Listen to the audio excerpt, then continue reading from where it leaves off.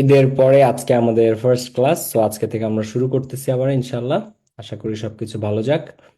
আর তোমাদের ঈদ কেমন গেল সবার, বলো তোমাদের কি অবস্থা? পড়াশোনা তো কেউ করো না ঈদের মধ্যে। ঈদ আসতে পড়াশোনা এমনিও থাকে না। আমরা অপেক্ষা করতেছিলাম যে শনিবার থেকে শুরু করবো, সো ফাইনালি শনিবার চলে এসেছে এবং আমরা আজকে থেকে স্টার্ট করলাম। নেক্সট ক্লাস তোমাদের সোমবারে, ওগুলা স্মার্ট বোর্ড থেকে শুরু হবে। আর নেক্সট ক্লাসে হোপফুলি যে আমরা গ্রামার পড়বো। ঠিক আছে, আর্টিকেল আমাদের শেষ হয়েছে, এর পরের দিন আমরা গ্রামার পড়বো। ওকে। প্রিপোজিশন আর্টিকেলের পরে আমাদের আসতেছে প্রিপোজিশন। আর্টিকেলের ক্লাস মিস করেছো কেউ এখানে, নাকি সবাই পেয়েছো? আর্টিকেলের ক্লাস কি কেউ মিস করেছো নাকি? জি না স্যার। স্যার, একেবারেই মিস না স্যার। আচ্ছা, যদি কেউ মিস করে থাকো এটা রেকর্ডেড আছে। ঠিক আছে, একটু দেখে নিবা। ওকে, এখন টেক্সট বই বের করো সবাই। টেক্সট বুকটা বের করে ফেলো সবাই, আমরা শুরু করব প্যাসেজ। আজকে আমরা দুইটা প্যাসেজ পড়বো মিনিমাম। প্যাসেজে আসবো। আচ্ছা, folk music, craft. Folk music আর ক্রাফট কি পড়াইছি নাকি আমি পড়াই নাই? লোকগান তো পড়াইছি, আমি গানের উদাহরণ দিয়ে দিয়ে পড়াইছিলাম। ক্রাফট কি পড়িয়েছি? ক্রাফট মনে হয় পড়াইছি না? ফোক ক্রাফট মিউজিক তো পড়াইছি। পড়া স্যার হয়েছে স্যার। পড়ান নেই। পড়াননি ভাইয়া, না ক্রাফট স্যার, পড়া মিউজিক। নেই। আচ্ছা, ফক মিউজিক লোকগান কি পড়িয়েছি আমি ভাইয়া, পুরো লোকগান? হ্যাঁ জি জি লোকগান ভাইয়া, পড়াইছেন। জি ফাঁক স্যার, মিউজিক পড়াইছেন। পড়াইছেন। জি স্যার। লোকগান আমরা গানের উদাহরণ দিয়ে দিয়ে শিখেছিলাম, তাই না? তাহলে আজকে আমরা শিখবো ক্রাফট এবং খনার বচন। খনা কিন্তু পরীক্ষাতে আসবে।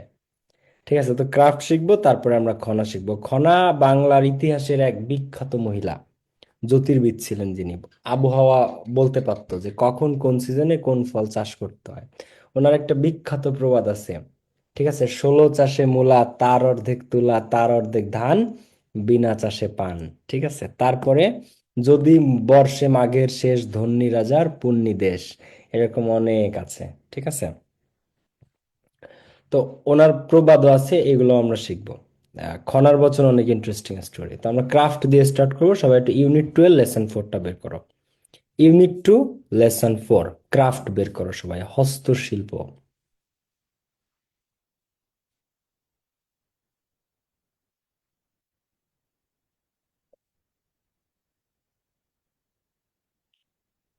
সবার আগে একটু সবাই ক্রাফটটা বের করো। ঠিক আছে, ক্রাফট। Unit 2 lesson 4। আমরা ইউনিট 1 থেকে শুরু করেছি। ওকে, বই বের করেছো সবাই? টেক্সট বুক ভাইয়া পুরা বের করেছো বাচ্চারা? জি ভাই। জি স্যার, বের করছি। ভাইয়া বের করা হয়েছে। ক্রাফট মানে হচ্ছে আমরা কারুশিল্প বা হস্তশিল্প। কারুশিল্প বুঝো? এই যে আমাদের বা দেশে আমরা অনেক সময় টিভিতে দেখি, বিভিন্ন সময় দেখি, পয়লা বৈশাখের সময় দেখি যে কলসি বানায়, ইলিশ মাছ বানায়, পুতুল বানায়, নৌকা বানায়, কারুশিল্প হাত দিয়ে। হাতে, জাস্ট হাতে। জুয়েলারি বানায়। তারপরে গানের জন্য একতারা দোতারা, এই একতারা দোতারা ঢোল, এই জিনিসগুলো কারুশিল্প, হাতের সাহায্যে বানানো হয়। কখনো মাটি দিয়ে, কখনো কাঠ দিয়ে, কখনো মাটি কাঠ একসাথে দিয়ে, অনেক কিছু দিয়ে বানানো হয়। তো এটা আমরা বিস্তারিত শিখবো এখন। এটা, এই প্যাসেজটা বুঝতে হলে কিন্তু আমার কথাগুলোর দিকে খেয়াল করতে হবে। ঠিক আছে, একটু কঠিন ভাষায় লেখা আর কি। মানে জিনিসটাকে সহজ করে প্রেজেন্ট করা যায়, কিন্তু আমাদের বাংলাদেশের যারা বইটই লেখে এরা সহজ ভাষা জানে না। এরা ভাবে যে স্টুডেন্টদের, আমি বুঝি না আসলে বাংলাদেশের শিক্ষা ব্যবস্থার প্রবলেম কি। ধরো তোমাদেরকে আহ, পড়াতে পড়াতে বলবো না একটা জিনিস, আমরা শুরু করি, আসো। তো হোয়াইল আর্ট ইজ কনসিডার্ড, তো শিল্পকে বিবেচনা করা হয়। আর্ট ইজ কনসিডার্ড, কনসিডার মানে বিবেচনা করা। আর্ট মানে কি? শিল্প। আর আর্টিস্ট মানে শিল্পী। শিল্প তৈরি করে যে, আর্ট করে যে, সেই আর্টিস্ট। তো আর্টকে, শিল্পকে বিবেচনা করা হয় ইনটুইটিভ। তো ইনটুইটিভ মানে কি? প্রবৃত্তিগত, সহজাত, মানে তোমার ভেতর থেকে আসে। শিল্প বা সৃজনশীলতা, ধরো এই যে সাহিত্য, কবিতা, এটাও কিন্তু আর্ট, শিল্প। আচ্ছা, জোর করে কি তোমারে দিয়ে আমি একটা কবিতা লেখাইতে পারবো, নাকি এটা মন থেকে আসে? জোর করে তোমাকে দিয়ে আমি একটা গান লেখাইতে পারবো? বলো তো, জোর করে তুমি আমার দিয়ে একটা কবিতা লিখাইতে পারবা বা না একটা গান লেখাইতে পারবা? না জি ভাইয়া পারবো না। না না ভাইয়া, কোনোদিনও আর সম্ভব না। কোনোদিনও সম্ভব না। এটা ফিল করার বিষয়, ভেতর থেকে আসে, সহজাত, প্রবৃত্তিগত। ঠিক আছে? যেমন কবি সাহিত্যিকরা কত লাইন লেখে, যেমন সাদাত হোসেনের একটা লাইন আছে, ও কাজল চোখের মেয়ে, আমার দিবস কাটে বিবশ হয়ে তোমার চোখে চেয়ে।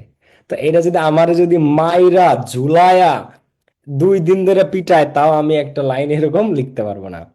কি সুন্দর লাইন, ও কাজল চোখের মেয়ে, আমার দিবস কাটে বিবশ হয়ে তোমার চোখে চেয়ে। তাই না? তো এটা ইনটুইটিভ, প্রবৃত্তিগত, ভিতর থেকে আসে। এটা কারো জোর করে তুমি ফোর্স করে করাইতে পারবে না। তো আর্টকে বিবেচনা করা হয় এরকম ইনটুইটিভ, প্রবৃত্তিগত হিসেবে। প্রবৃত্তিগত মানে মানুষের ভেতর থেকে আসে। ঠিক আছে? And visionary. এবং আর্ট কি? দূরদর্শী। আর্টের মধ্যে ভিশন থাকে, যে আগামী নিয়ে, ভবিষ্যৎ নিয়েও আর্ট কাজ করে। ভবিষ্যৎ কি হবে সেটা চিত্রায়িত করা হয়। ভিশনারি, সবকিছুর মধ্যে একটা রূপকল্প থাকে যে আমাদের ভবিষ্যৎটা এরকম হবে। The big Bangladeshi dream, American dream থাকে না, বাংলাদেশি ড্রিম কি আমরা সিঙ্গাপুর হব, সুইজারল্যান্ড হব, দুবাই হব, এরকম তো একটা ভিশন থাকে আর্টের মধ্যে। তো ক্রাফট, এই কারুশিল্প, এই seen to be practical application. তো কারুশিল্প যেটা, এই যে মানুষ যে মাটি দিয়ে, হস্ত দিয়ে কত কিছু করে, হস্তশিল্প বা কারুশিল্প, seen to be a practical application. তো এটা হচ্ছে বাস্তবিক প্রয়োগ। এই কারুশিল্প, ধরো আমি তোমাদেরকে যদি একটা উদাহরণ দেই, ধরো এটা একটা গ্লাস, মনে করো যে এটা একটা মাটির গ্লাস সাপোজ। তো এটা একটা প্র্যাকটিক্যালি বানানো জিনিস। ধরো আমি এটা বানাইছি, তাহলে বা এই মাটির কাজ যারা করে তারা মাটি নেয়, মাটি দিয়ে তাদের যে একটা স্কিল আছে, মাটি দিয়ে কিভাবে গ্লাস বানাইতে হয় এটা হয়তো আমি জানি না, বাট তারা জানে। তো তারা এই গ্লাসটা বানাইছে প্র্যাকটিক্যালি। প্র্যাকটিক্যালি মানে হাতে কলমে। তো এই কথাটাই বলতেছে যে craft is seen to be practical. কারুশিল্পকে দেখা হয় প্র্যাকটিক্যাল, বাস্তবিক অ্যাপ্লিকেশন মানে প্রয়োগ, বাস্তবিক প্রয়োগ হিসেবে। কিসের বাস্তবিক প্রয়োগ? সার্টেন স্কিল, কিছু দক্ষতার বাস্তবিক প্রয়োগ। তোমার তোমার আমার আমাদের দক্ষতা নাই, আমরা একটা কবিতার লাইন লিখতে পারবো না, আমরা গান লিখতে পারবো না, আমরা মাটির কলসি বানাইতে পারবো না, আমাদের ওই স্কিল নাই, কিন্তু যাদের আছে তারা পারবে। তো এই দক্ষতারই একটা বাস্তবিক প্রয়োগ। ফর প্রডিউসিং, উৎপাদন করার জন্য, অবজেক্ট, বিভিন্ন বস্তু। প্রডিউস মানে উৎপাদন করা, বিভিন্ন বস্তু উৎপাদনের জন্য। অফ এভরিডে ইউজ, যে বস্তুগুলা দৈনন্দিন ব্যবহার করা হয়। That are often beautiful to look at, আবার যেগুলা দেখতে সুন্দর, যেগুলা দেখতেও সুন্দর। সাচ as, যেমন পটারি, যেমন মৃৎশিল্প, মাটির জিনিসপত্র, এটা দেখতেও সুন্দর। তো কারুশিল্প হচ্ছে দৈনন্দিন জীবনে ব্যবহার করার জন্য স্কিল ব্যবহার করে, দক্ষতা কাজে লাগিয়ে যে বাস্তবিক বস্তু তৈরি করা হয় এভরিডে ইউজের জন্য, এবং এগুলো আবার দেখতেও beautiful, beautiful to look at, দেখতে সুন্দর। সাচ as, যেমন পটারি মৃৎশিল্প। মেটাল, বিভিন্ন মেটালের, লোহা, রূপা, এগুলা দিয়ে তৈরি। অ্যান্ড উড ওয়ার্ক, আবার কাঠের তৈরি। কেইন, কেইন বুঝো? বেত, তোমরা বেত চিনো? বেতের চেয়ার, বেতের আড়া, তো এই কেইন বেত দিয়ে তৈরি হয়। অ্যান্ড ব্যাম্বু আইটেমস, বাঁশ দিয়ে তৈরি হয়। জুয়েলারি, স্বর্ণালঙ্কার তৈরি করা হয়। মিউজিক্যাল ইনস্ট্রুমেন্ট, গানের বাদ্যযন্ত্র তৈরি করা হয়, লাইক একতারা, ঢোল, ফ্লুট, ফ্লুট মানে বাঁশি, কে বাঁশি বাজায় রে, এই ফ্লুট। অ্যান্ড টেক্সটাইল আইটেমস, এবং বিভিন্ন টেক্সটাইল গার্মেন্টস এর দ্রব্যাদি, যেমন জামা কাপড়, pants, pajama.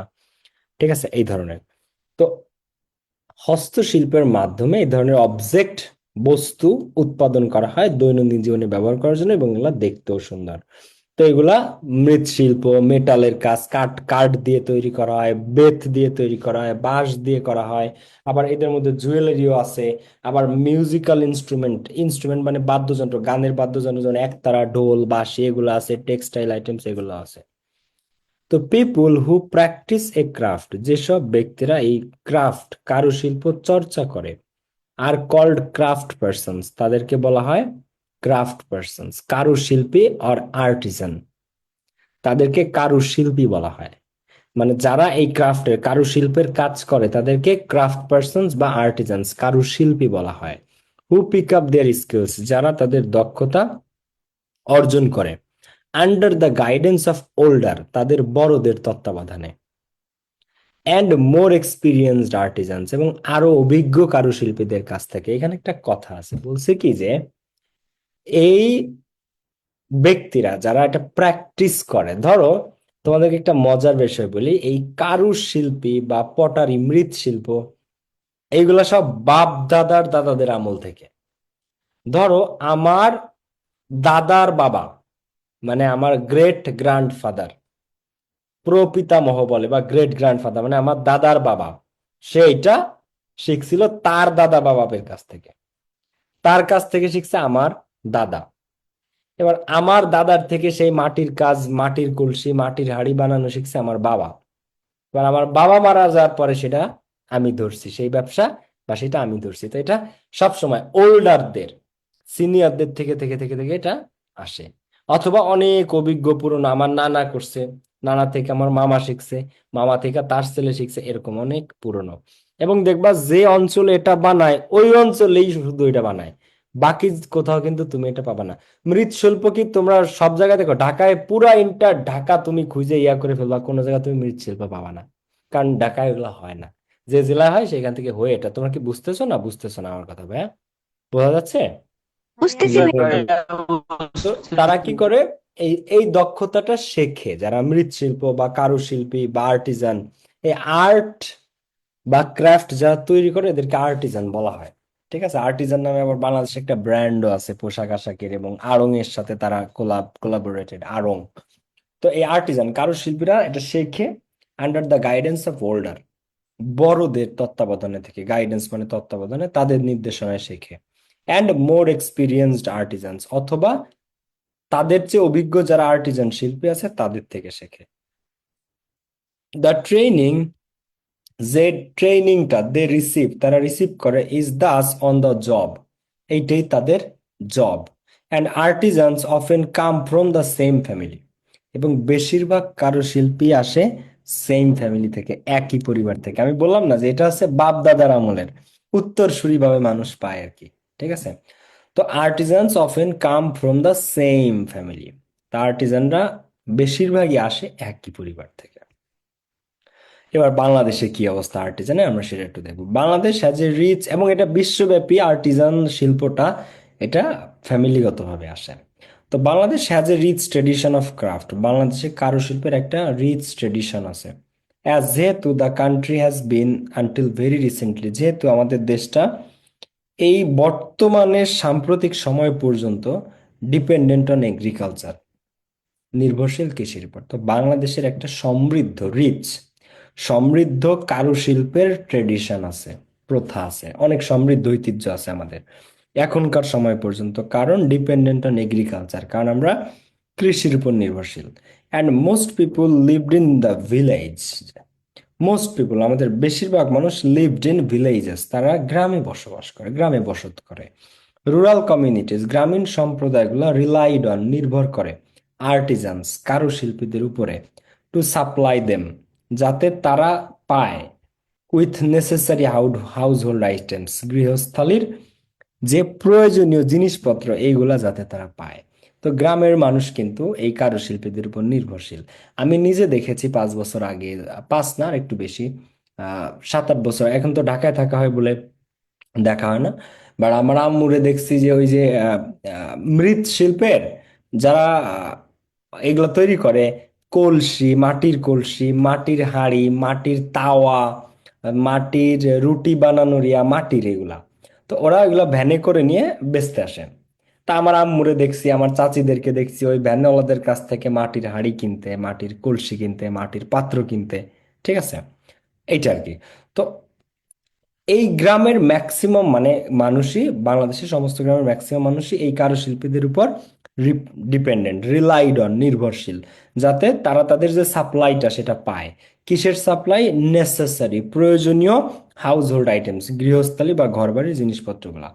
But communities also need objects to help them with social occasions, এবং আরো এই যে যে সম্প্রদায়গুলা, গ্রামীণ সম্প্রদায়গুলা, এছাড়াও তাদের বিভিন্ন অবজেক্ট মানে বস্তু, বিভিন্ন বস্তুর প্রয়োজন হয় বিভিন্ন সোশ্যাল অকেশনে, বিভিন্ন সামাজিক অনুষ্ঠানে। তো তো এছাড়াও বিভিন্ন ধরনের পাত্র বা বস্তুর প্রয়োজন হয় বিভিন্ন কালচারাল বা বিভিন্ন সামাজিক অকেশনে, সামাজিক অনুষ্ঠানে, সাচা যেমন ওয়েডিংসে, বিয়ে শাদীর ক্ষেত্রে বিভিন্ন ধরনের পাত্র টাত্র, কুলা টুলা এগুলার প্রয়োজন হয়, কুলা হাড়ি এগুলা। আবার রিলিজিয়াস রিচুয়ালস, যারা সনাতন ধর্মীয় আছে, সনাতনীরা তাদের অনেক পূজা থাকে, 12 মাসে 13 পার্বণ, তাই বিভিন্ন পূজায় বিভিন্ন ধরনের পাত্র তারা ব্যবহার করে। ফেস্টিভ্যালস, উৎসবে, পয়লা বৈশাখ পয়লা ফাল্গুনে বিভিন্ন জিনিস লাগে। পার্সোনাল ইউজ, ব্যক্তিগত কাজেও মানুষ এই জিনিসগুলোর উপর নির্ভরশীল। এই বিভিন্ন অবজেক্ট, কারুশিল্পীদের তৈরি বিভিন্ন বস্তুর উপরে, অবজেক্ট মানে বস্তু।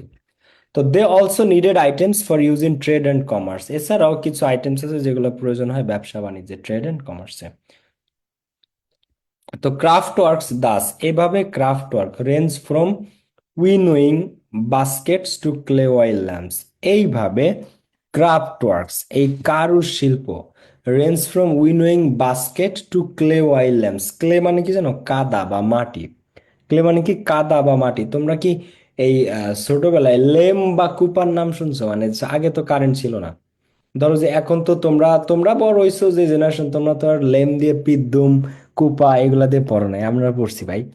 লেম জ্বালায়া পড়ছি, লেম বলে আমাদের এলাকায়, ল্যাম্প রে লেম বলে, ঠিক আছে? তো লেম, কুপা, কুপো বলে, এগুলা দিয়ে আমরা পড়ছি, তোমরা এগুলা পড়ো নাই। তো উইনোইং বাস্কেট, ধরো একটা ছোট ঝুড়ি, বিভিন্ন জিনিস শস্য বা ফল রাখার ঝুড়ি থেকে শুরু করে ক্লে অয়েল ল্যাম্পস, মাটির lamp, from hand held fans to metal coins, তারপরে হাতে ধরে রাখা ফ্যান থেকে শুরু করে মেটাল কয়েন্স, বিভিন্ন মেটালের ধাতব কয়েন পর্যন্ত। হুম, এইগুলা বানায় আর্টিজানরা, কারুশিল্পীরা। মানে উইনোয়িং বাস্কেট, ছোট বড় বাস্কেট থেকে শুরু করে clay oil lamps, from hand held fans, হাতে চালানো ফ্যান থেকে শুরু করে মেটাল কয়েন্স, সবকিছু তারা তৈরি করে। এই কারুশিল্পীরা তারা সবকিছুই এখানে তৈরি করতে পারে।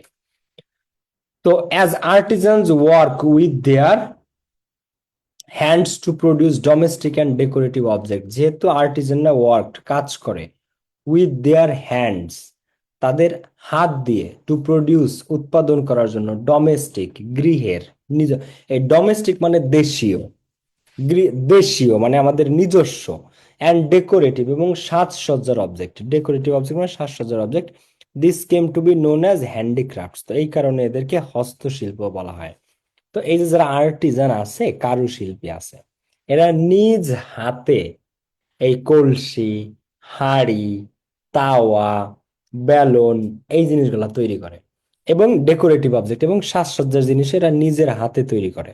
এই কারণে this came to be known as handicrafts, এই কারণে এদেরকে হ্যান্ডিক্রাফটস বা হস্তশিল্প বলা হয়ে থাকে, যেহেতু এরা নিজে হাতে করে। তো an art work bears the signature of its creators, তো এই আর্ট ওয়ার্কের মধ্যে এই যে যে শিল্পকর্ম, এটা বিয়ার করে, বহন করে the signature of it's creator, এটার যে ক্রিয়েটর, এটার যে সৃষ্টিকর্তা, যে এই কারুশিল্পটা তৈরি করছে, তার একটা মশা।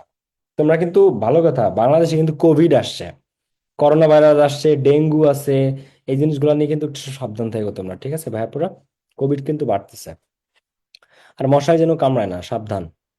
তো an artwork bears the signature of its creators, তো আর্টওয়ার্ক স্বাক্ষর বহন করে এটার সৃষ্টিকর্তার।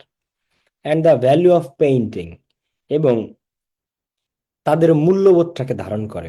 ভ্যালু অফ এ পেইন্টিং, একটা পেইন্টিং এর value, graphic art or sculpture, স্থাপত্য কর্ম, depends on the stature of the artist, সেটার মূল্যটা নির্ভর করে ওই শিল্পীর গুণের উপর। স্ট্যাচার মানে গুণ, গুণ, স্ট্যাচার অফ দ্য আর্টিস্ট, একটা শিল্পীর গুণের উপর নির্ভর করে তার শিল্পের দাম। ধরো জয়নুল আবেদিনের আঁকা একটা ছবি, তার মূল্য আর আমার একটা ছবির মূল্য, এটা কি এক হবে? জেমসের লেখা একটা গানের ভ্যালু আর আমার লেখা একটা গানের ভ্যালু কি এক? বলো। নবেরা আহমেদের একটা স্কাল্পচার আর আমার বানানো একটা স্কাল্পচার কি এক হবে? হবে না, তাই না? কখনোই এটা এক হবে? হুমায়ুন আহমেদের লেখা একটা উপন্যাসের ভ্যালু, নাটকের ভ্যালু আর আমার উপন্যাসের ভ্যালু কি এক হবে? কখনোই না, তাই না? সো এটা নির্ভর করে শিল্পীর গুণের উপর, depends on the structure of the nature. ওই শিল্পী কতটা গুণী, তার শিল্পের দাম তত বেশি।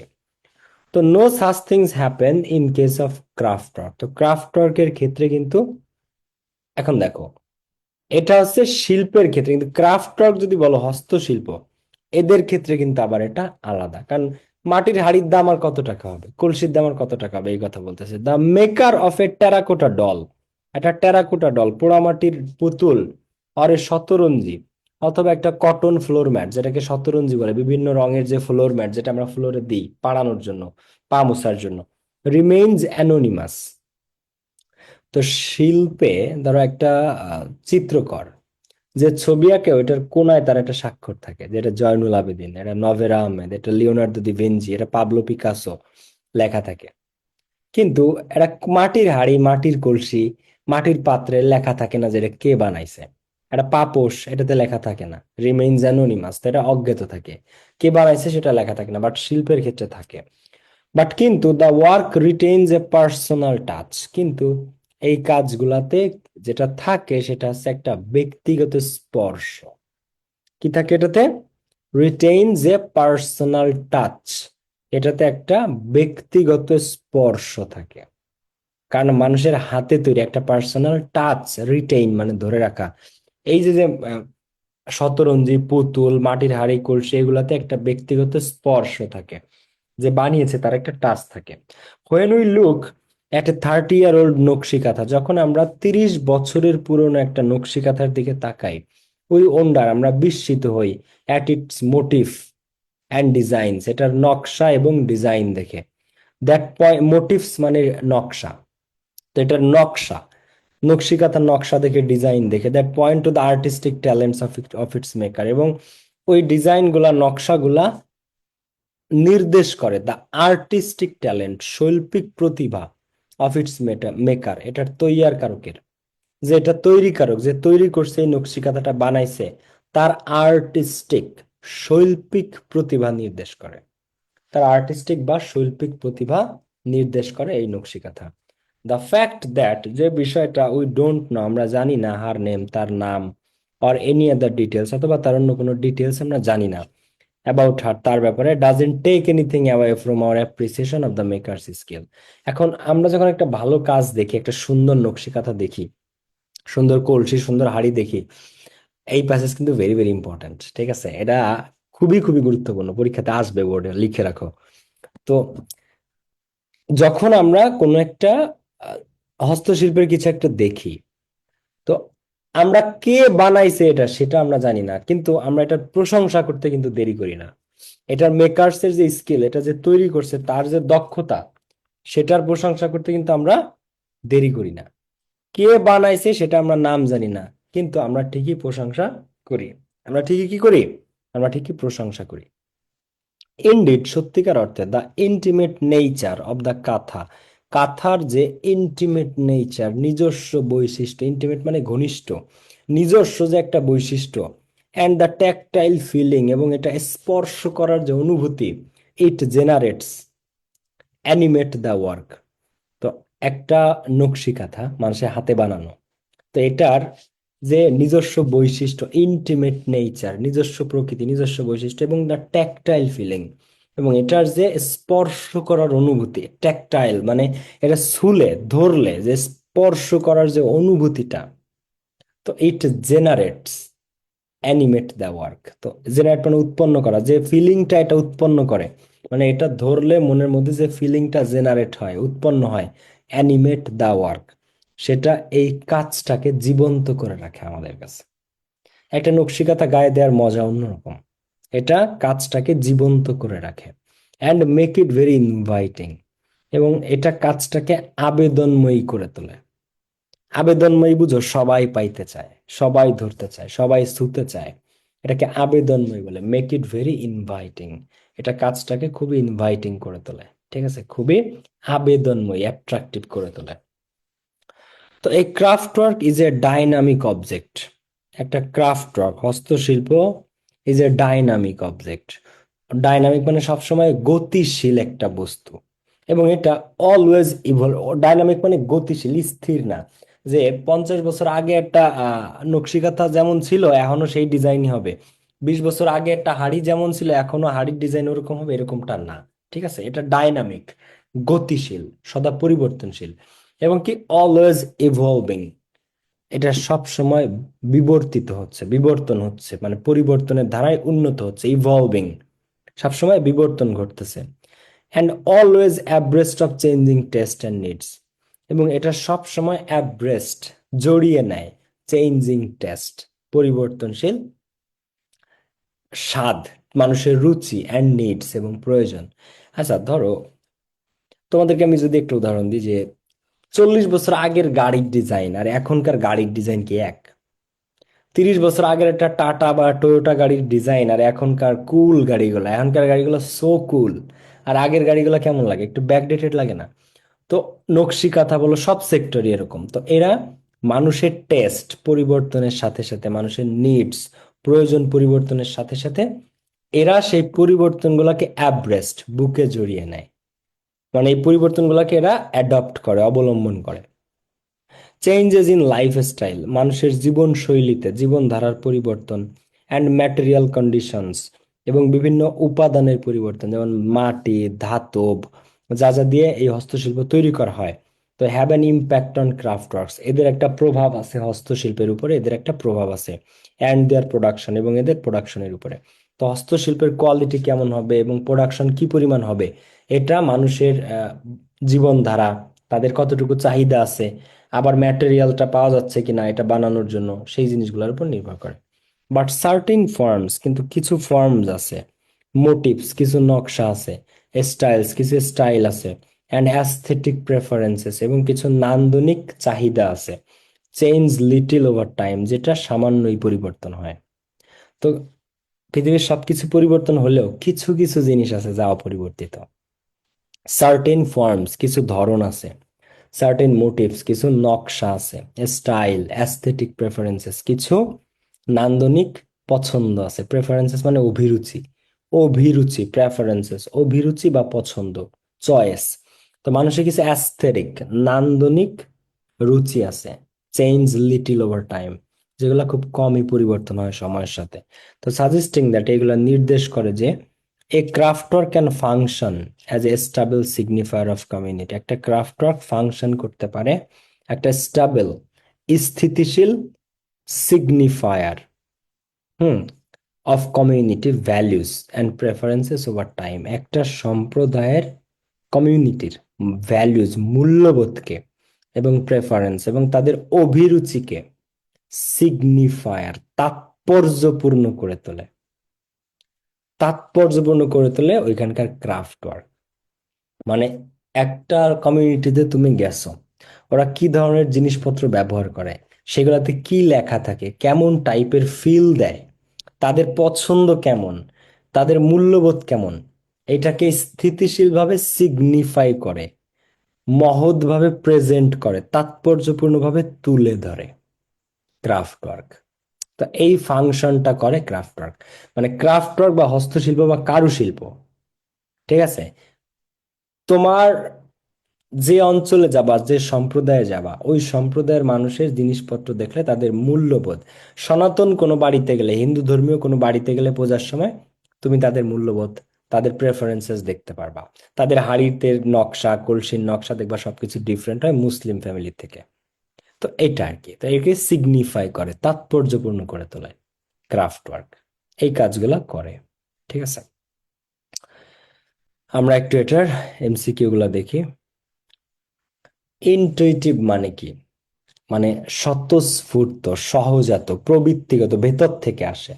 তো ইনটুইটিভ মানে প্রবৃত্তিগত, মানে তোমার ভেতর থেকে আসা। এটার সিনোনিম হচ্ছে স্পন্টেনিয়াস, স্বতঃস্ফূর্ত। সিনোনিম কি?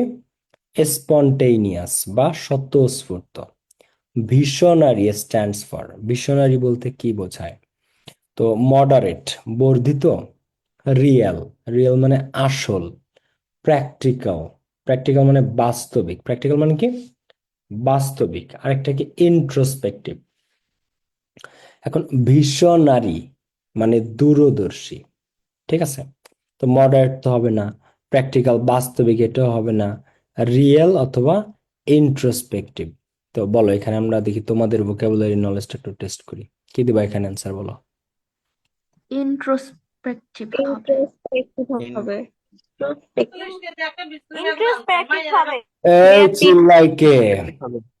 আচ্ছা, ভীষণ মানে কি বুঝো তোমরা? রূপকল্প, কোনো একটা জিনিসের ভবিষ্যৎ দেখতে পারা, কোনো একটা জিনিস কেমন হবে সেটা এখনই চিন্তা করে ফেলা, কোনো একটা জিনিস, সরি কই চলে গেল রে,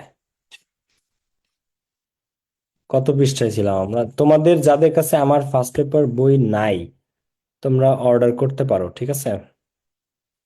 তোমাদের যাদের কাছে আমার ফার্স্ট পেপার বইটা নাই, তোমরা অর্ডার করতে পারো, এটা তোমাদের কাজে লাগবে। আরে আমি তো হারাই ফেললাম রে, কত পৃষ্ঠার দিকে ছিলাম।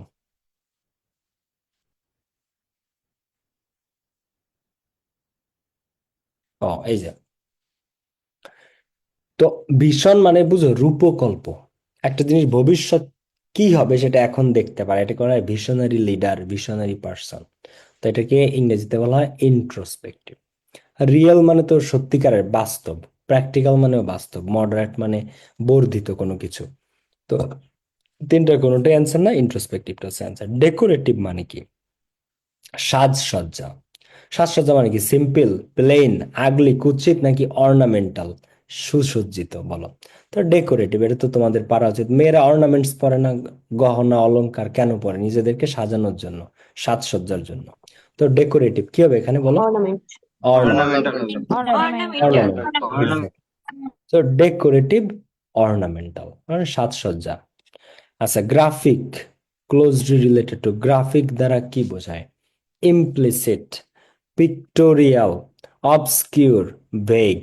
আচ্ছা দেখো অপশনস গুলো একটু দেখো। গ্রাফিক মানে বুঝো মানে কোনো কিছুকে চিত্রের সাহায্যে, কোনো কিছুকে চিত্রের সাহায্যে যখন আমরা দেখাইতে চাই তখন তাকে এখন চিত্র নিচের। ভেগ মানে অস্পষ্ট, অবসকিউর মানে দুর্বোধ্য, পড়াই যায় না, বোঝাই যায় না এমন। ইমপ্লিসিট মানে অবৈধ, অবাস্তব। আর পিক্টোরিয়াল, পিকচার থেকে আসছে, পিক্টোরিয়াল মানে চিত্রায়িত বা এই চিত্র সম্বলিত। তাহলে কোনটা দিবা বলো গ্রাফিকের সাথে? কোনটা? পিক্টোরিয়াল। পিক্টোরিয়াল। পিক্টোরিয়াল দেব, পিক্টোরিয়াল। পিক্টোরিয়াল। পিক্টোরিয়ালটা হচ্ছে সঠিক উত্তর, কারণ গ্রাফিক মানে চিত্রের সাহায্যে কোনো কিছু দেখানো। তো এটা রিলেটেড পিক্টোরিয়ালের সাথে, 2 number. The word dynamic stands for. Dynamic মানে কি? কোনো কিছু একদম নিথর, কোনো পরিবর্তন নাই এমন না।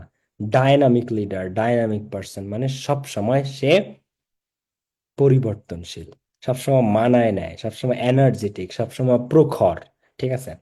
তো স্টেশনারি হবে না। মোশনলেস, নিথর বা গতিশীল। নিস্তেজ, নিস্তেজ মোশনলেস, এটাও হবে না। ইনঅ্যাক্টিভ, নিষ্ক্রিয়, এটাও হবে না। তাহলে অ্যান্সার কি? এনার্জেটিক।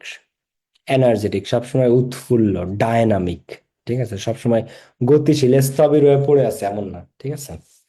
আচ্ছা, এই যে হচ্ছে শর্ট কোয়েশ্চেন্স গুলো, এই যে তার অ্যান্সার, এটা তোমাদের এইটা একটা স্ক্রিনশট নিয়ে রাখতে পারো বা বাসায় বসে নিজেও করতে পারো। এই যে কোয়েশ্চেন্স গুলো আর এই যে নিচে অ্যান্সার দেওয়া আছে, ঠিক আছে? জাস্ট একটা স্ক্রিনশট নিয়ে নিজে বাসায় পড়ে। আমরা পরেরটা হচ্ছে খনা।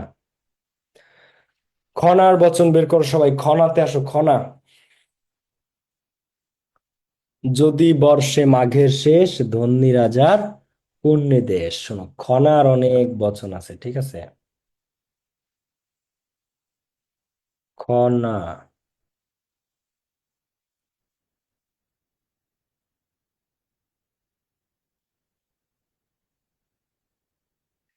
বের করো। খনার চ্যাপ্টারটাতে আসো তো সবাই, খনা।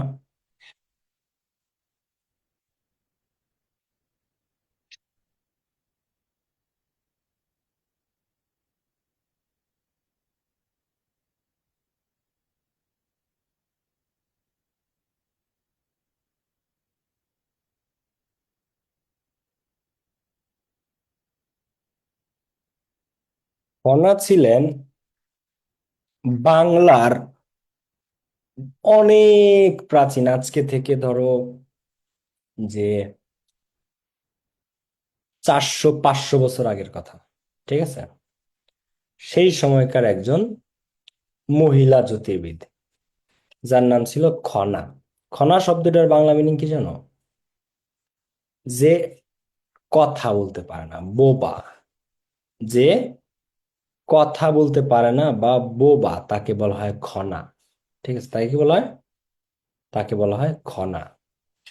তো এই যে যে খনার বচনটা, এই খনার কাহিনীটা পড়লে তোমাদের ভালোও লাগবে আবার খারাপও লাগবে, ঠিক আছে?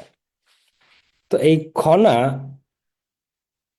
তার জ্যোতির্বিদ্যা, তার জীবনে অর্জিত জ্ঞান, সে চাইতো যে গরিব মানুষের, বিশেষ করে কৃষকদের কাজে লাগুক। তাই সে অনেক সহজ ভাষায় তার জ্ঞানটাকে কৃষকদের কাছে তুলে ধরতো প্রবাদ আকারে। যেমন, তোমরা কি আমার কথা শুনতেছো ভাইয়াপুরা? এটা কিন্তু খুবই ইন্টারেস্টিং প্যাসেজ, খুবই ইন্টারেস্টিং প্যাসেজ। আমার কথা কি শুনতেছো ক্লিয়ারলি ভাইয়াপুরা? জি ভাইয়া, জি, শোনা শোনা যাচ্ছে। যাচ্ছে। অনা ছিল রাজ পরিবারের একজন পার্সন, রাজ পরিবারের, ঠিক আছে, রাজ পরিবারের একজন মেম্বার।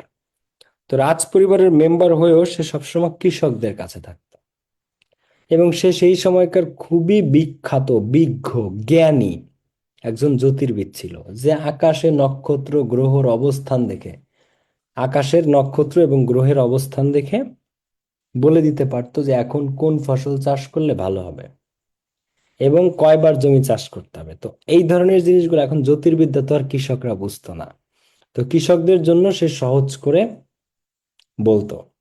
যেমন তার বিখ্যাত প্রবাদ, 16 চাষে মূলা, তার অর্ধেক তুলা, তার অর্ধেক ধান, বিনা চাষে পান। 16 চাষে মূলা, তার অর্ধেক তুলা, তার অর্ধেক ধান, বিনা চাষে পান। তার মানে কি? 16 চাষে মূলা মানে মূলা চাষ করতে জমি 16 বার চাষ করতে হবে মূলা ফলাইতে গেলে। 16 চাষে মূলা, তার অর্ধেক তুলা, তাহলে তুলা চাষ করতে গেলে কয়বার জমি চাষ করতে হবে? 16-র অর্ধেক কত? 8। কত? 8 বার। তার অর্ধেক ধান, তাহলে ধান চাষ করতে গেলে জমি কয়বার চাষাবাদ করতে হবে? ট্রাক্টর দুইবার, 4 বার। 2বার করে। আর বিনা চাষে পান। তো 16 চাষে মূলা, তার অর্ধেক তুলা, তার অর্ধেক ধান, বিনা চাষে পান। আমি নিজে আমার বাবারে দেখছি ধান চাষ করার সময় জমি 4 বার চাষ দিতে। ধান লাগানোর আগে জমি ট্রাক্টর দিয়ে 4 বার চাষ করাইছে, 4 বার ঘোরায় ঘোরায়, ওই যে ট্রাক্টরে যে জমি চাষ করে না, 4 বার। আমি নিজের চোখে দেখা, নিজের চোখে। তো খনার বচন, 16 চাষে মূলা, তার অর্ধেক তুলা, তার অর্ধেক ধান, বিনা চাষে পান। এরপরে, যদি বর্ষে মাঘের শেষ, ধন্যী রাজার পুণ্যি দেশ। কোন রাজার রাজ্যে যদি মাঘ মাসের শেষে, মাঘ মাসে শীত শেষ হয়, তো শীতের শেষে বৃষ্টি হওয়া মানে ওই বছর ওই রাজ্যে প্রচুর ফসল ফলবে, প্রচুর ফলন হবে, ঠিক আছে? তারপরে ওই যে আরেকটা কথা আছে যে আহ গরুরে যেন কি বলে, হাল চাষ করা নিয়ে একটা কথা আছে যে উম, এরকম একটা বাণী আছে যে, বসে থাকে যার হাল তার দুঃখ চিরকাল। ধরো তোমার গরু আছে, তো গরু তুমি হাল চাষ না করে অলস তুমি, তো তোমার গরু তুমি খোয়াড়েই রেখে দিছো, তোমার গরু তুমি গোয়ালেই রেখে দিছো। তো তুমি যদি তোমার গরু গোয়ালেই রেখে দাও, হাল চাষ না করো, তাহলে তোমার দুঃখ চিরকালই থাকবে, মানে তুমি চিরকালই গরিব থাকবা, ঠিক আছে? এই জিনিসগুলো আর কি, এরকম অনেক প্রবাদ আছে খনার। তা আমরা একটু পড়বো। তো শুরুতে যেটা বলছে, যদি বর্ষে মাঘের শেষ, কি বলছে? যদি বর্ষে মাঘের শেষ, ধন্যী রাজার পুণ্যি দেশ। যে মাঘের শেষে যদি বর্ষে বৃষ্টি হয়, তাহলে ওই রাজা ধন্য, আর তার দেশও পুণ্য, অনেক ফসল ফলবে ওইবার ওই রাজ্যে। তো এই কথাই বলতেছে যে, if it rains at the end of মাঘ, যদি মাঘের শেষে বৃষ্টি হয় মানে লাস্ট মান্থ অফ উইন্টার, তাহলে দ্য কিংডম উইল প্রসপার, তাহলে ওই রাজ্যের উন্নতি সমৃদ্ধি আসে। তো the mystery that connect seasons with soil and crops, তো একটা রহস্য আছে দ্যাট কানেক্ট সিজন, যেটা বিভিন্ন ঋতুকে, শীত, গ্রীষ্ম, বর্ষা, শরৎ, হেমন্ত, বসন্ত, তো এই সিজনের সাথে মাটির, সয়েলের, মাটির এবং ক্রপস, শস্যের, উইথ রেইন, বৃষ্টির সাথে একটা সম্পর্ক আছে, একটা রহস্য আছে। কিন্তু এই রহস্যটা was no secret to her, কিন্তু এই রহস্য তার কাছে গোপন কিছু ছিল না। মানে বৃষ্টির সাথে, সিজনের সাথে, ঋতুর সাথে মাটির আর শস্যের একটা সম্পর্ক আছে। কখন কতটুক বৃষ্টি হয়, কোন সিজনে কোন ক্রপস, ক্রপস মানে শস্য, কোন ক্রপস ফলবে, এটার একটা সম্পর্ক আছে। এটা একটা রহস্য, একটা মিস্ট্রি। কিন্তু এই রহস্যটা was no secret to her, এই রহস্য তার কাছে গোপন ছিল না। সে সেটা জানতো যে কখন কোন ফসল ফলবে। সে রিয়েলাইজ, সে বুঝতে পারতো দ্য ইন্টারডিপেন্ডেন্স, আন্তনির্ভরশীলতা, দ্যাট লিঙ্কস পিপল, যেটা মানুষকে সংযুক্ত করে, এন্ড ক্লাইমেট ইন মাইরিয়াড ওয়েস, বিভিন্ন পদ্ধতিতে জলবায়ুর সাথে মানুষকে সংযুক্ত করে। তো সে এটা বুঝতো। সে রিয়েলাইজ, সে অনুধাবন করতে পারতো, ধরতে পারতো, বুঝতে পারতো ইন্টারডিপেন্ডেন্স, আন্তনির্ভরশীলতা, that links people and climate in migration. এখানে এন না, অ্যান্ড হবে। পিপুল অ্যান্ড ক্লাইমেট, মানুষ এবং জলবায়ু এর মধ্যে যে সম্পর্কটা এটা, এবং যে নির্ভরশীলতাটা, ইন্টারডিপেন্ডেন্স মানে নির্ভরশীলতাটা মানুষের সাথে, অ্যান্ড ক্লাইমেট এবং জলবায়ুর সাথে, এটা সে ধরতে পারতো। ইন মাইরিয়াড ওয়েস, বিভিন্ন ভাবে, মাইরিয়াড মানে বিভিন্ন, বিভিন্ন ভাবে সেটা ধরতে পারতো। এই সেটা কে? এই যে ঋতুর সাথে ফসলের সম্পর্ক, বৃষ্টির সাথে শস্যের সম্পর্ক, মানুষের সাথে জলবায়ুর সম্পর্ক সে বুঝতে পারতো, ধরতে পারতো। এই সেটা কে বলো? She was Khana Khana. খনা কে? She was Khana. ঠিক আছে। তাহলে the mythical story of Khana, খনার এই যে যে পৌরাণিক কাহিনী, মিথিক্যাল মানে পৌরাণিক, মানে অনেক প্রাচীন ঘটনা, মানুষের মুখে মুখে প্রচলিত হয়ে আসছে। অনেক প্রাচীন ঘটনা কিন্তু মানুষের মুখে মুখে যে প্রচলিত হয়ে আসছে, এটাকে মিথিক্যাল বলে। পৌরাণিক যে গল্পটা, এটা কিন্তু সত্যি ঘটনা নাকি মিথ্যা ঘটনা আমরা জানবো এটার শেষে। তো ইজ ডিপলি রুটেড, এটা ডিপলি, গভীরভাবে শেকড় গেড়ে আছে ইন বাংলা ফকলোর, বাংলা লোকসাহিত্যে, বাংলা লোকমুখে, বাংলার লোকসাহিত্যে খনার এই মিথিক্যাল স্টোরি, পৌরাণিক গল্প গভীরভাবে শেকড় গেড়ে আছে, ডিপলি রুটেড। তো যার অরিজিনালি, সত্যিকারের জন্মগত নেমড নাম ছিল লীলা, যার আসল নাম ছিল লীলা। খনা কিন্তু, খনা মানে বোবা, যে কথা বলতে পারে না। খনা নাম কিভাবে হলো এটা জানাচ্ছি তোমাদেরকে, বাট তার অরিজিনাল নাম ছিল কি? লীলা বা লীলাবতী। ঠিক আছে, লীলা বা লীলাবতী। তো সে ছিল ওয়াজ অ্যান ইনক্রেডিবল উইমেন, একজন অবিশ্বাস্য নারী, উইথ এ গিফট, যার মধ্যে সৃষ্টিকর্তা একটা গিফট দিয়ে দিছিল, ফর প্রেডিক্টিং ওয়েদার, যে আবহাওয়া প্রেডিকশন, ভবিষ্যৎবাণী করতে পারতো। প্রেডিক্টিং ওয়েদার, আবহাওয়া প্রেডিকশন, ভবিষ্যৎবাণী করতে পারতো। And understanding the ways of farming, এবং ফার্মিং, চাষাবাদের পদ্ধতি সে বুঝতে পারতো। এরকম একটা গিফট ছিল তার মধ্যে, এই অবিশ্বাস্য নারীর মধ্যে। ঠিক আছে, যে আবহাওয়ার ভবিষ্যৎবাণী করতে পারতো, and understanding the ways of farming, এবং ফার্মিং এর পদ্ধতিটা সে বুঝতে পারতো। তো her wisdom was shared through memorable, হ্যাঁ, rhyming verses known as Khana's word আর খনার বচন। তো তার এই যে যে উইজডম, হার উইজডম, তার জ্ঞান, ওয়াজ শেয়ার্ড, তার এই জ্ঞান সে শেয়ার করে গেছে, বিতরণ করে গেছে, থ্রু, মধ্য দিয়ে। থ্রু একটা প্রিপজিশনের মানে কি? মধ্য দিয়ে। কিসের মধ্য দিয়ে? মেমোরেবল, স্মরণযোগ্য, মনে রাখার যোগ্য, রিমিং ভার্সেস, ছন্দ বা ছড়ার মধ্য দিয়ে। এই যে যে তার যে জ্ঞান, কঠিন জ্ঞান, সেটা সে সহজ সহজ ছড়া, খনা বিখ্যাত এই কারণে, কঠিন জ্ঞানকে সে সহজ সহজ ছড়ার মধ্যে, ছন্দের মধ্যে দিয়ে কৃষকদের কাছে প্রেজেন্ট করতো। যেমন ওই যে একটা উদাহরণ দিলাম যে 16 চাষে মূলা, তার অর্ধেক তুলা, তার অর্ধেক ধান, বিনা চাষে পান, এরকম। তো এরকম রিমিং, রিম মানে ছন্দ, ভার্সেস এরকম লাইন, ছন্দ, ছড়া, লাইন এর মাধ্যমে সে সেগুলোকে মানুষের মধ্যে শেয়ার করে গেছে।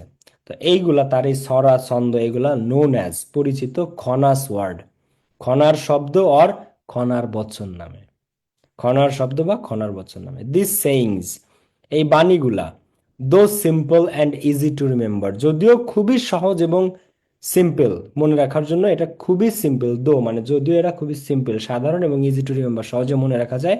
War filled with deep knowledge, কিন্তু এগুলার মধ্যে আছে গভীর জ্ঞান।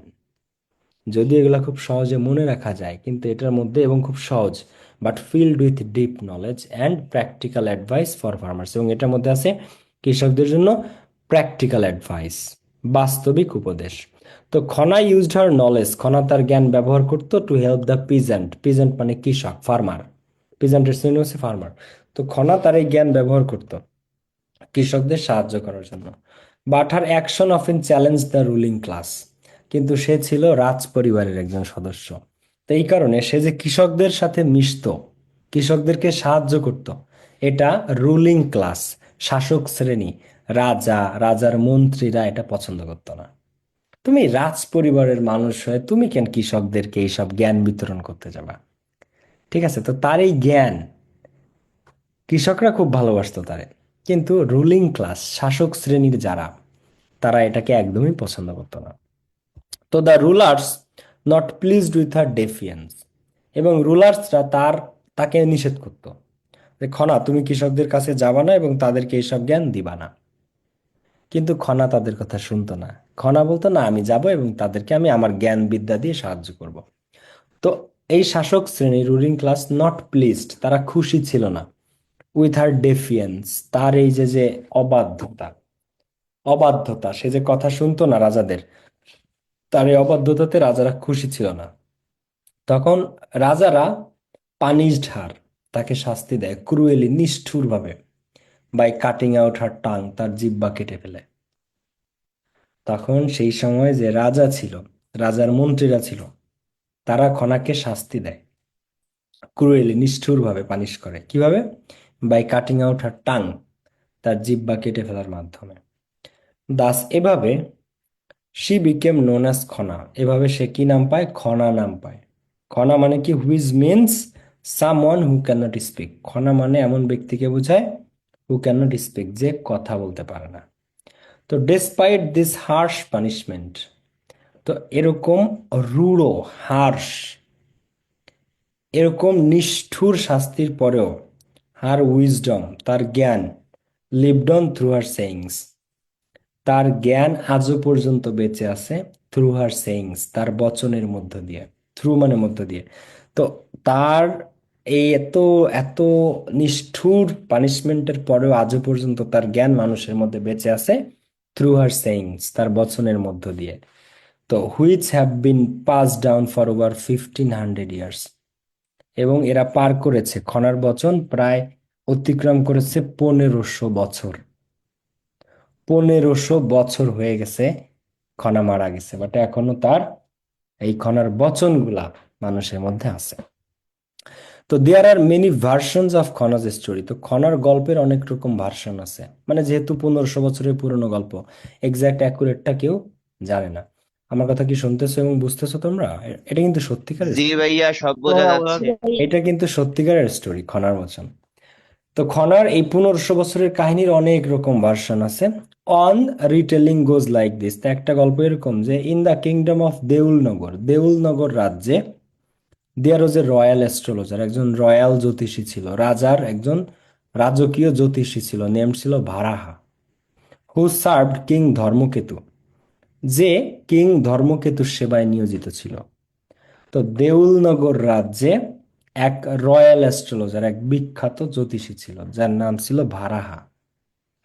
তো যে ছিল ধর্মকেতুর সেবক, যে রাজা ধর্মকেতুরে জ্যোতির্বিদ্যা সম্পর্কে জ্ঞান দিত। স্যাডলি, দুঃখজনকভাবে, ভারাজ ওয়াইফ, ভারার যে স্ত্রী ছিল, ডায়েড, মারা যায়, while giving birth to her son Mihir. তো ওই ভারাহার স্ত্রী মারা যায় তাদের সন্তান মিহিরকে জন্ম দিতে গিয়ে।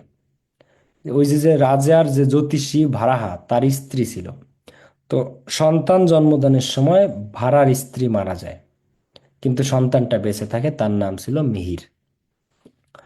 তো তখন worried about his sons future, তখন এই নিজের ছেলের ভবিষ্যৎ নিয়ে শঙ্কায় পড়ে যায় ভারাহা, যে এখন আমার সন্তানের কি হবে। তো ভারাহা স ইন দ্য স্টার্স, তখন ভারাহা আকাশের নক্ষত্রে দেখতে পায়, আকাশের নক্ষত্র স্টাডি করে, গবেষণা করে দেখে যে দ্যাট, যে Mihir was destined for a life of travel and death. তখন ভারাহা দেখতে পায় যে মিহিরের ভাগ্যটা, ডেস্টিনি, ডেস্টিনি থেকে ডেস্টিন শব্দটা আসছে। তো মিহিরের ভাগ্যটা কেমন হবে? ডেস্টিন for a life of travel, travel মানে অনেক সমস্যা থাকবে তার জীবনে, অ্যান্ড ডেথ, এবং সে মারা যাবে। কারণ মিহিরের জন্ম দিতে গিয়ে তার মা মারা গেছে, তো মিহিরের জীবনে অনেক দুঃখ আছে, অনেক সমস্যা হবে এবং সে মারা যাবে।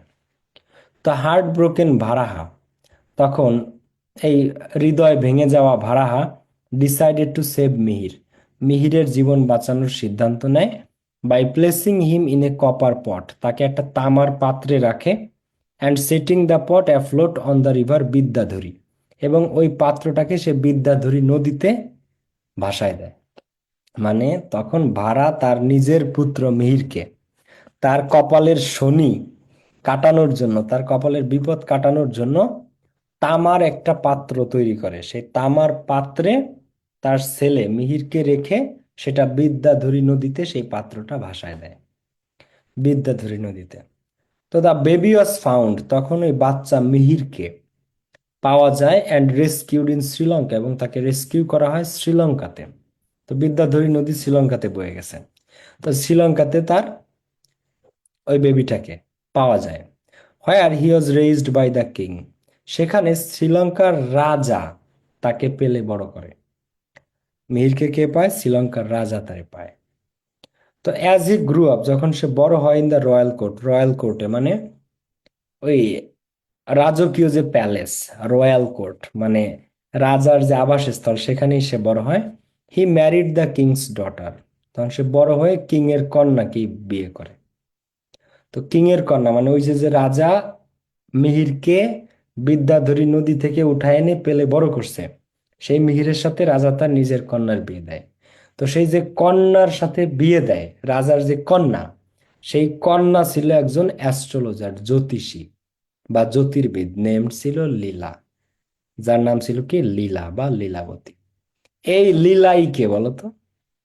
মিহিরের সাথে রাজা তার মেয়ে বিয়ে দেয়, রাজার মেয়ের নাম হচ্ছে লীলা। এই লীলাই কে বলতো? এই Lila Khana. Khana, he was Khana, exactly. he was Khana. কই থেকে কই যায় গল্প চিন্তা করো তো। সে রাজা যে মিহিরকে বড় করে তার মেয়ের সাথে বিয়ে দেয়, সেই মেয়ের নাম ছিল লীলা। এখন তাহলে লীলা যদি রাজার মেয়ে হয়, তাহলে লীলার জিহ্বা কাটার সাহস কিভাবে পায়, তাই না? এটা একটু আমরা জানবো যে লীলা যদি রাজার মেয়ে, তাহলে লীলার জিহ্বা কিভাবে কাটে। তো লীলা এন্ড মিহির, তাদের তো বিয়ে হয়, সংসার করে কিছুদিন। সংসার করার পরে তারা জানতে পারে যে মিহিরের বাবা হচ্ছে ভারাহা, এবং যে দেউলনগর রাজ্যে আছে। মিহির আর লীলা সংসার করে, এরপর মিহির আর লীলা জানতে পারে যে মিহিরের বাবা হচ্ছে ভারাহা, যে দেউলনগর রাজ্যে একজন জ্যোতিষী রাজা। ঠিক আছে, একজন রাজা আছে ধর্মকেতু, তার ওইখানে ভারাহা আছে দেউলনগর রাজ্যে। তখন লীলা আর মিহির ভারাহার কাছে যায়। দেখো তো, Lila and Mihir manage to find Varaha, Lila আর মিহির খুঁজে ভারাহাকে বের করে and prove that his predictions about Mihir futures had been wrong.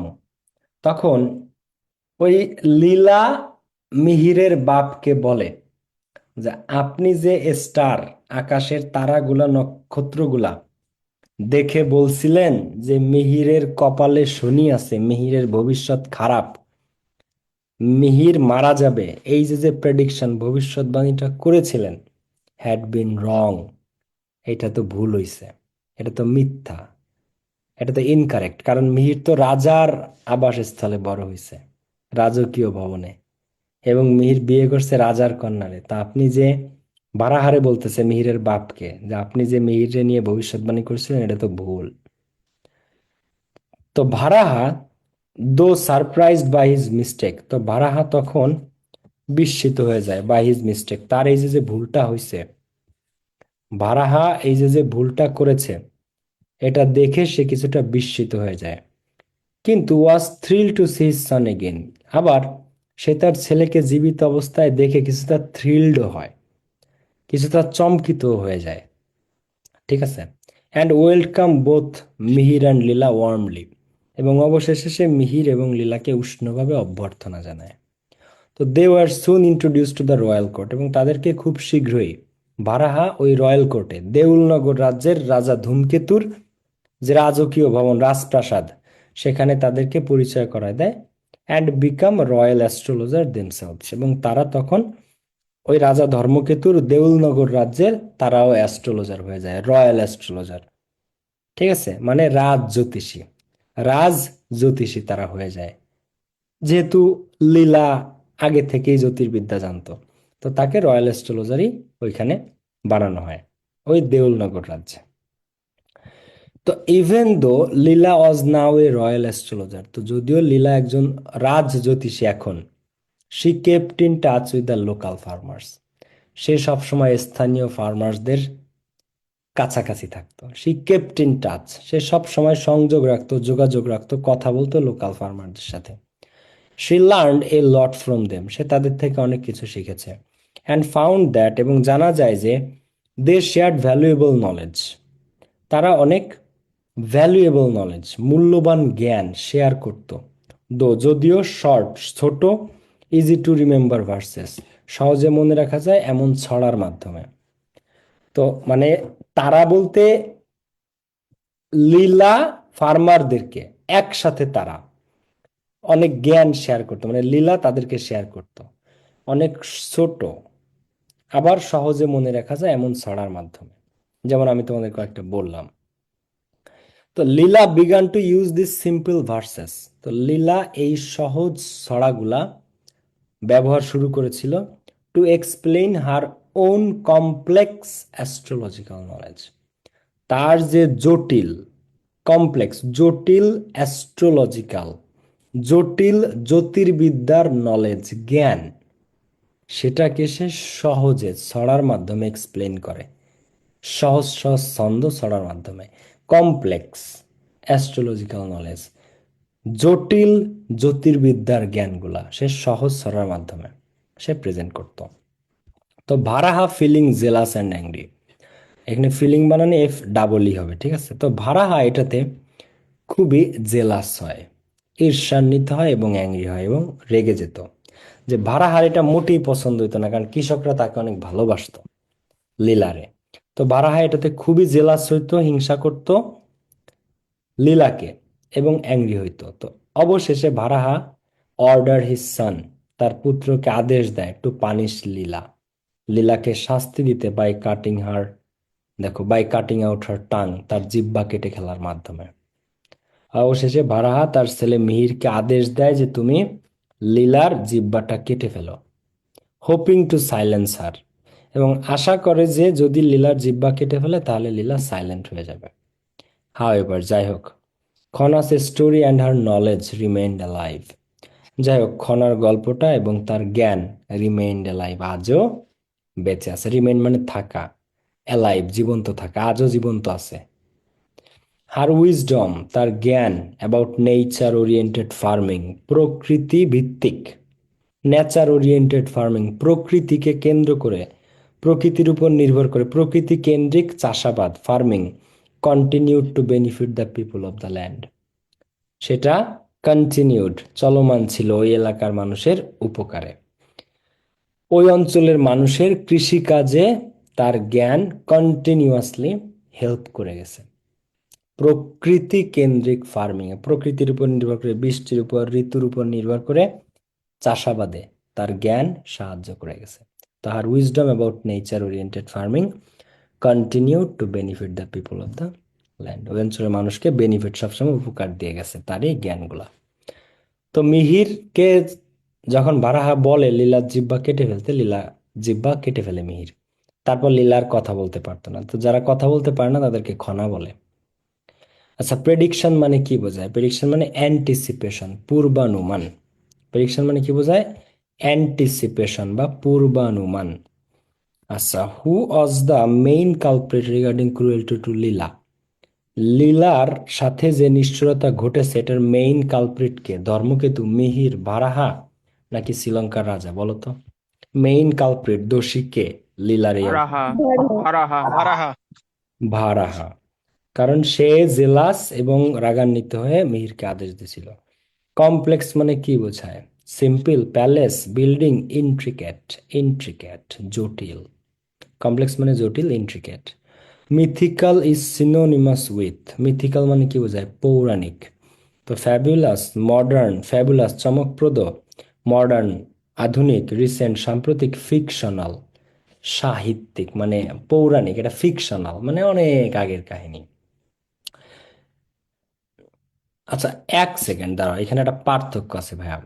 Fictional মানে আবার একটু সায়েন্টিফিক টাইপের বোঝায়, যেন ফিকশন, নন ফিকশন। তো এখানে মিথিক্যাল মানে পৌরাণিক, যেটা ফ্যাবুলাসকে ইন্ডিকেট করে।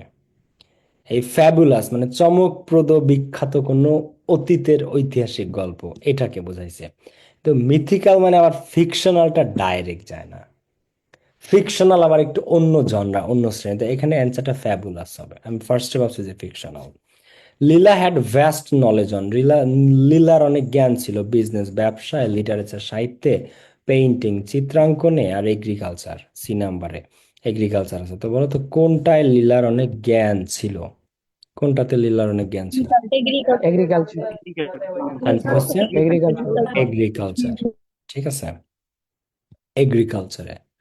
So these are the question and these are the answers. So তোমরা হচ্ছে কোয়েশ্চেন্স গুলো আর অ্যান্সার গুলো একটা স্ক্রিনশট নিতে পারো, নিজের একটু পড়ে নিও। যাদের কাছে আমার বইটা নাই অর্ডার করে ফেলো। ফার্স্ট পেপার বইয়ে তুমি flow chart, graph chart, summary, theme with clues, without clues, rearrange সবকিছু একদম বেস্ট হইতে পেয়ে যাবা। তো তোমাদের যাদের কাছে ফার্স্ট পেপার বইটা আমার নাই অর্ডার করে ফেলো, 300 টাকা অনলি। তো ঠিক আছে, দ্যাটস ইট ফর টুডে। কালকে তো ক্লাস নাই, পরশুদিন ক্লাস আছে। দেখা হবে সবার সাথে। আশা করি ক্লাস ভালো লাগলো। খনার স্টোরিটা আই হোপ যে তোমাদের ভালো লাগছে। সবার সাথে দেখা হবে। আসসালামু আলাইকুম, বাই বাই।